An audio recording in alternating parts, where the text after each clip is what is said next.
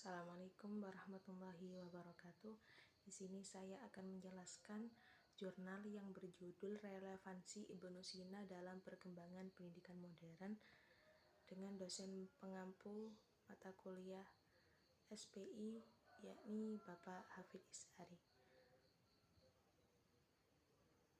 Di sini saya akan menjelaskan pendahuluannya.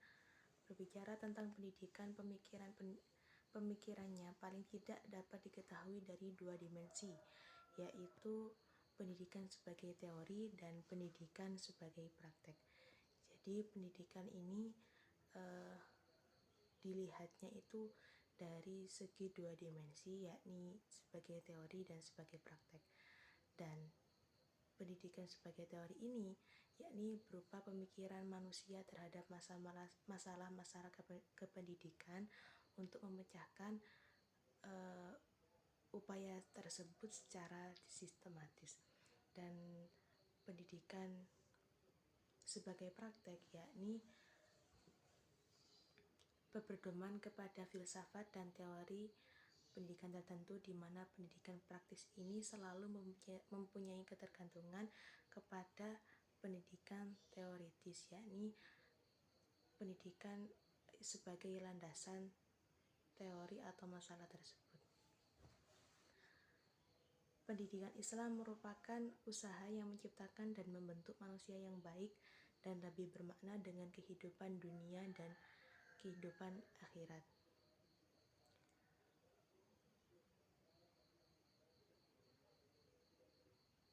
Sementara teori-teori pendidikan Islam terkadang sering ditinggalkan atau diabaikan, bahkan tidak tahu sama sekali membedakan mana teori pendidikan yang berasal barat dan mana pula yang berasal dari dunia Islam. Sekarang banyak pendidikan Islam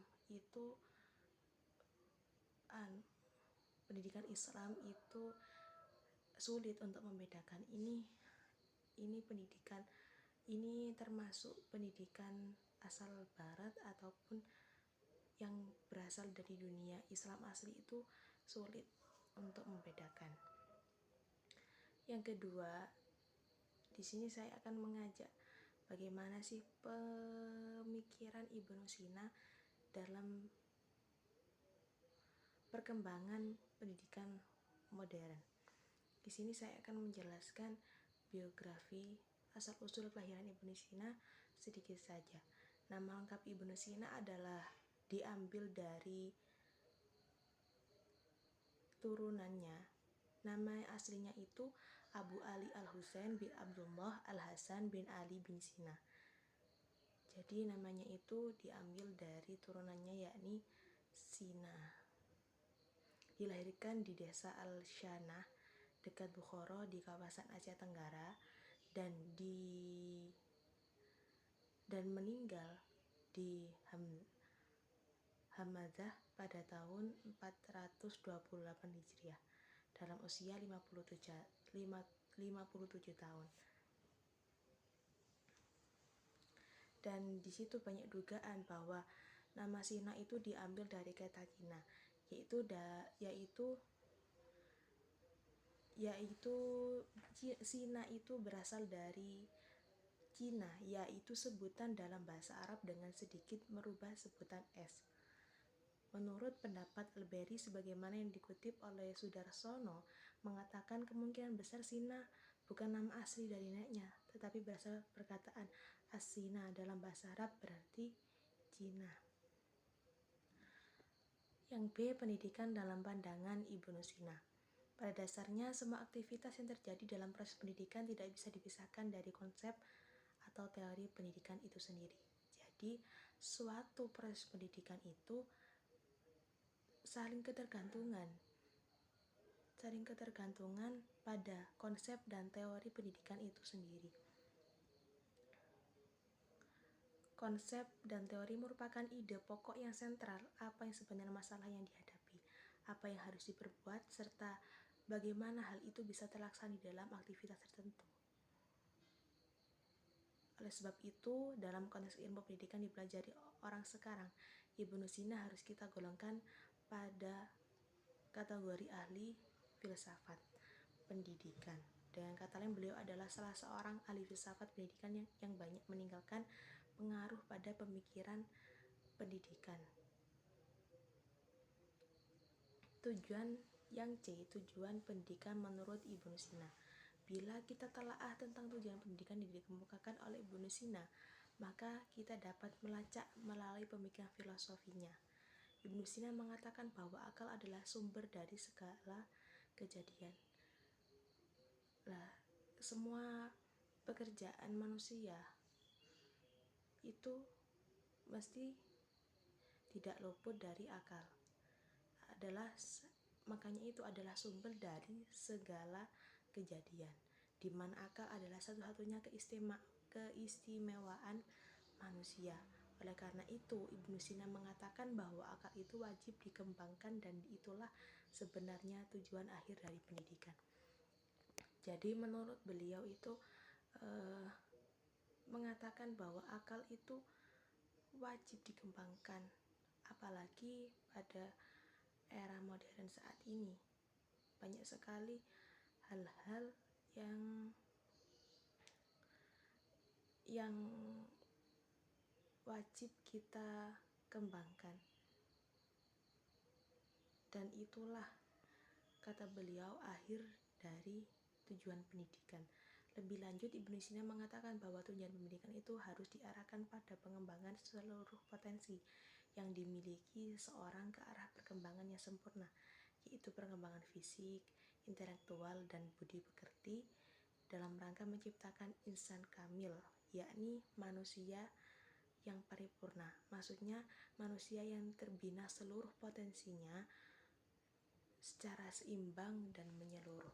Jadi insan kamil itu untuk menumbuhkan seseorang menjadi insan kamil itu agar seseorang itu seluruh potensinya itu terbina, terdidik secara seimbang dan menyeluruh. Selanjutnya D, yakni konsep kurikulum pendidikan menurut Ibnu Sina. Walaupun tidak secara formal Ibnu Sina menyebut istilah kurikulum, namun demikian penulisan dalam penggambaran kurikulum dan materi ilmu pengetahuan yang harus diajarkan menurut Ibnu Sina. Materi pelajaran merupakan disiplin ilmu yang akan membantu peserta didik untuk mengisi ruang kosong dan dirinya dan sekaligus. Yang pertama, kurikulum usia 3-5 tahun yang bisa kita sebut itu pada masa prasekolah. Tahun 5 tahun menurut Ibnu Sina, di usia ini perlu diberikan mata pelajaran olahraga, budi pekerti, kebersihan, seni suara, dan kesenian. Jadi pada masa-masa prasekolah ini guru itu hanya perlu memberikan mata pelajaran olahraga, budi pekerti, kebersihan, seni suara, dan kesenian. Ini kan pada masa TK, PAUD sampai TK. Di sini kalau kita memberikan siswa itu mata pelajaran seperti IPA, seperti IPS, maka dia tidak akan tahu. Nah, prasekolah ini kan masanya anak bermain. Jadi guru itu cukup memberikan mata pelajaran olahraga dan kesenian. Kesenian seperti membuat kerajinan seni suara seperti menyanyi gitu. Olahraga sebagai pendidikan jasmani. Jadi Ibnu Sina dalam olahraga ini menurutnya harus disesuaikan dengan tingkat perkembangan usia anak didik serta bakat yang dimilikinya.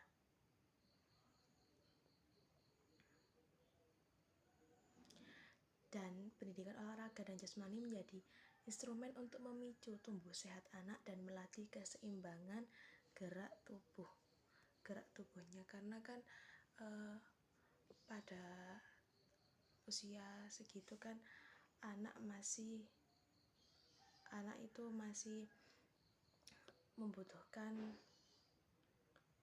membutuhkan kebugaran jasmani untuk keseimbangan gerak tubuh agar berjalan secara seimbang, dan banyakkan olahraga jasmani harus disesuaikan dengan kebutuhan anak dan materinya disesuaikan dengan tingkat kesulitan dan bahayanya perlu dipertimbangkan oleh pendidik tersebut. Yang selanjutnya, kurikulum usia 6-14 tahun, sekitar usia SD ya, sampai SMP. Tahun pelajaran untuk anak usia 6-14 tahun lah baru ini kita menurut Ibnu Sina mencakup membaca dan menghafal Al-Quran, pelajaran agama, pelajaran syair. Jadi menurut catatan Ibnu Sina telah mampu membaca Al-Quran pada usia 10 tahun. Oleh karena itu, materi menghafal Al-Quran bisa diberikan pada usia 6-14 tahun untuk melatih kemampuan menghafal dan kognitif peserta didik tersebut. Jadi pada usia 6-14 tahun, nah ini menurut Ibnu Sina bisa memberikan anak untuk membaca Al-Quran, karena pada usia 10 tahun itu menurut Ibnu Sina siswa itu telah mampu membaca Al-Quran.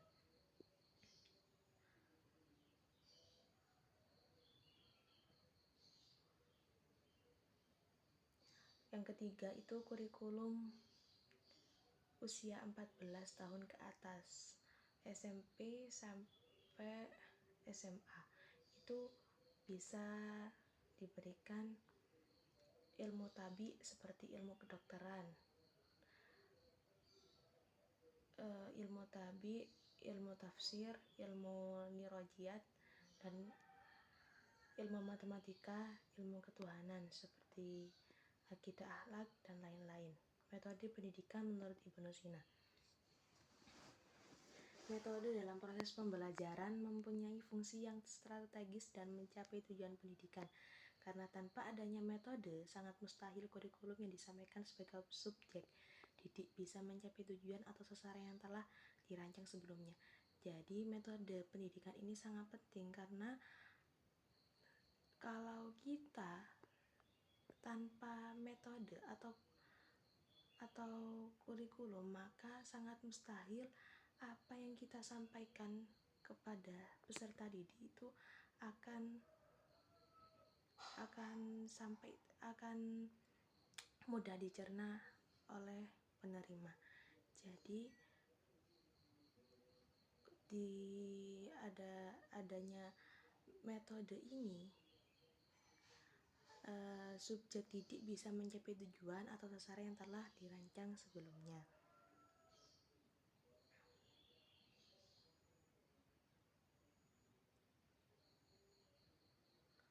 Selanjutnya berkenaan dengan metode penguasaan yang menggunakan dalam kegiatan cara penyajian pelajaran kepada subjek didik. Dari statement yang dikemukakan di atas dan dipahami bahwa Ibnu Sina menganjurkan agar dalam mengaplikasikan metode ada beberapa langkah yang diperhatikan. Yang pertama adalah menggunakan metode pengajaran. Kedua, dalam menggunakan metode pengajaran hendaklah kita memperhatikan tingkat usia subjek didik.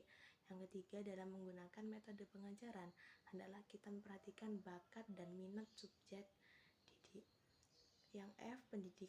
Menurut pandangan Ibnu Sina, pendidik atau guru dalam perkembangan pembelajaran mempunyai peranan yang cukup penting dalam rangka mobilisasi semua kegiatan yang dengan sempurna.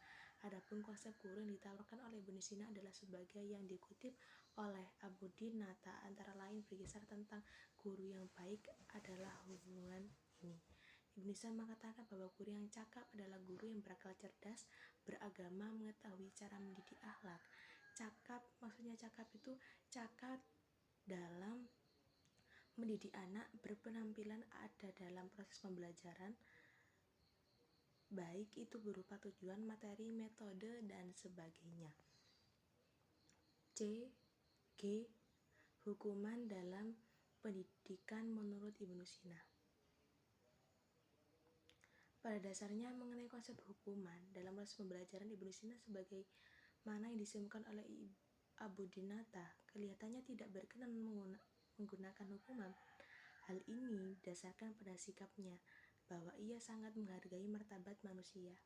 Jadi Ibnu Sina itu sebenarnya itu tidak setuju ketika menggunakan hukuman, tapi hal itu sangatlah penting karena menurut Ibnu Sina itu sangat menghargai martabat manusia. Namun dalam kenyataannya Ibnu Sina kelihatannya membolehkan hukuman tersebut apabila dalam keadaan terpaksa dan dilakukan dengan cara yang sangat berhati-hati. Jadi menurut Ibnu Sina itu boleh melakukan hukuman, tapi dalam keadaan terpaksa dan dilakukan dengan cara yang sangat berhati-hati. Kesimpulannya, yang pertama, Ibnu Sina dilahirkan dalam lingkungan masyarakat yang menganut paham Syiah Ismailiyah, namun beliau tidak terpengaruh dengan pemikiran tersebut. Bahkan beliau mengembangkan pemikiran dengan caranya sendiri untuk mencari sesuatu kebenaran. Begitulah cara berpikir filosof, tidak mau taklid terhadap pendapat sesuatu. Yang kedua, Ibnu Sina mempunyai pemikiran yang cemerlang dalam berbagai disiplin ilmu pengetahuan, sehingga beliau tidak hanya dikenal sebagai seorang ilmuwan dengan berbagai hasil karangan yang telah membuat namanya terkenal di dunia barat dan timur, tetapi beliau juga seorang negarawan yang berkecimpung dalam dunia politik pada zamannya serta sebagai seorang pendidik yang dikagumi. Yang ketiga itu pandangan Ibnu Sina tentang konsep pendidikan dapat dilihat melalui tujuan materi, metode pendidikan, dan hukuman. Yang sudah saya jelaskan tadi, pada dasarnya konsep tersebut masih sangat aktual dan relevan dengan perkembangan pendidikan di masa modern atau masa sekarang. Mungkin hanya itu penjelasan jurnal dari saya, kurang lebihnya mohon maaf. Wassalamualaikum warahmatullahi wabarakatuh.